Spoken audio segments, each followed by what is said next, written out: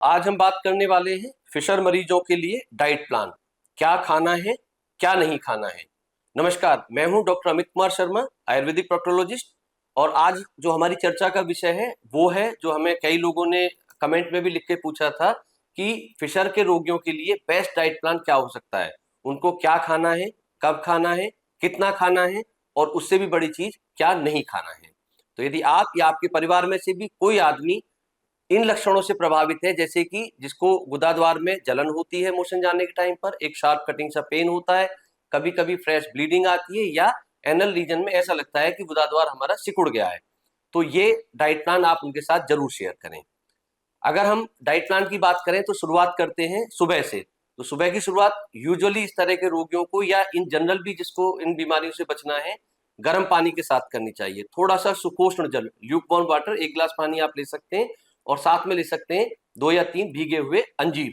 ये आपकी आंतों को एक्टिव करता है और कॉन्स्टिपेशन से आपको इमीडिएटली राहत देगा। अगर हम नाश्ते की बात करें, जो ब्रेकफास्ट हम लोग करते हैं, उसमें हमने लेना है दलिया, ओट्स या मल्टीग्रेन आटे की रोटी हम उसमें ले सकते हैं। छाछ हम जरूर पिएं, ये हमारे डाइजेशन सिस्टम को बहुत इंप्रूव करता है। कुछ फाइबर वाले फल जैसे कि पपीता या नाशपाती, इसका हम सेवन कर सकते हैं।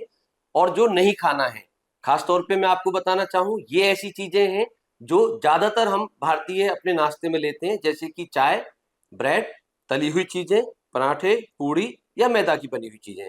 इन चीजों को हमने सुबह के नाश्ते में अवॉइड करना है। अगर हम मिड मॉर्निंग या उसके बाद के नाश्ते की हम बात करते हैं, जो यूजुअली 11-12 बजे के आसपास हमने लेना है, तो उसमें नारियल पानी आप ले सकते हैं, या फाइबर वाला कोई फल जैसे कि सेब या पपीता, इस तरह का कोई फल आप मिड मॉर्निंग जो ब्रेकफास्ट है हमारा उसमें ले सकते हैं। लंच की अगर हम बात करें, दोपहर का खाना हमारा मेन खाना रहता है, उसमें जो विशेष हमने ध्यान रखना है, एक तो ज्यादातर लोग जो राजमा, छोले, पनीर और इन सब चीजों का सेवन करते हैं, इनको अवॉइड करना चाहिए। लेना क्या है, मल्टीग्रेन आटे की हम रोटी उसमें ले सकते हैं, ब्राउन राइस हम उसमें यूज कर सकते हैं, हल्की दालें जैसे कि मूंग की दाल होती है, सुपाच्य होती है, इजीली डाइजेस्टेबल दाल है, इसका हम सेवन कर सकते हैं। साथ में रेशेदार फल, सलाद हम उसमें ले सकते हैं, पपीता हम ले सकते हैं, खीरा हम उसमें ले सकते हैं, और दही, 1 कटोरी दही का सेवन हम इसके साथ में कर सकते हैं। अगर हम शाम के नाश्ते की बात करें तो उसमें आप कोई हर्बल टी ले सकते हैं, थोड़े से मखाने उसमें आप ले सकते हैं, भुने हुए चने आप इसमें ले सकते हैं, ये आपके गट के लिए काफी अच्छा रहता है।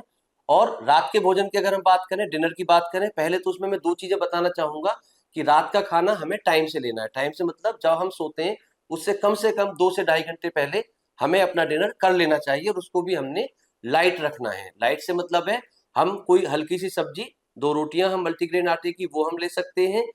और दही या छाछ रात में हमें नहीं लेना चाहिए। आयुर्वेद की अगर हम बात करें तो दही का रात्रि काल में सेवन निषेध होता है, मतलब रात में दही का सेवन हमने नहीं करना है। सलाद हाँ हम उसमें जरूर ले सकते हैं, खूब सारा सलाद हम तीनों मील्स में ले सकते हैं, वो हमारे गट के लिए बहुत हेल्दी रहता है, बहुत हेल्पफुल रहता है। तो इन शॉर्ट हम कहें, रात में हमने कोई हल्की सब्जी, हल्की दाल, रोटी हम ले सकते हैं, या जो वेजिटेबल खिचड़ी होती है वो इसमें बहुत लाभदायक रहती है। और वेजिटेबल खिचड़ी में भी आप लगभग 1 या 1.5 चम्मच जो शुद्ध देसी घी होता है उसको डालकर आप लेंगे, तो ये देसी घी भी हमें जो हमारा गट है उसको हम कहें कॉन्स्टिपेशन नहीं होने देता है, और मृदु रेचक का काम करता है। इसके अलावा जो रात्रि का हमारा शयन काल है, सोने का टाइम है, उसमें गुनगुने पानी के साथ में आप 1 चम्मच त्रिफला का चूर्ण ले सकते हैं, या 1 चम्मच आप इसबगोल की भूसी ले सकते हैं। ऑल टुगेदर हम पूरे दिन में देखें तो हमने फाइबर डाइट ज्यादा लेना है, शरीर को हाइड्रेटेड रखना है, 3 से 4 लीटर पानी आप अवश्य लें, डेली लें, जरूर लें, ये आपको कॉन्स्टिपेशन होने से बचाएगा। इसके अलावा फाइबर युक्त खाना जैसे बताया खूब सारा लेना है। एक और विशेष चीज है जो हम अक्सर अवॉइड करते हैं, 20 से 30 मिनट की एक ब्रिस्क वॉक डेली अगर हम कर पाए, या तो सुबह में या शाम में, तो ये हमारे लिए बहुत लाभदायक रहेगा। अगर आपको ये जानकारी पसंद आई हो तो इस चैनल को सब्सक्राइब करें, और शेयर करें इस कंटेंट को अपने उन दोस्तों के साथ में जो अक्सर कंफ्यूज रहते हैं कि पाइल्स या फिशर की बीमारी में हमने क्या खाना है और क्या नहीं खाना है। मिलते हैं अगली वीडियो में अगली हेल्थ टिप के साथ में, तब तक स्वस्थ रहिए, मुस्कुराते रहिए।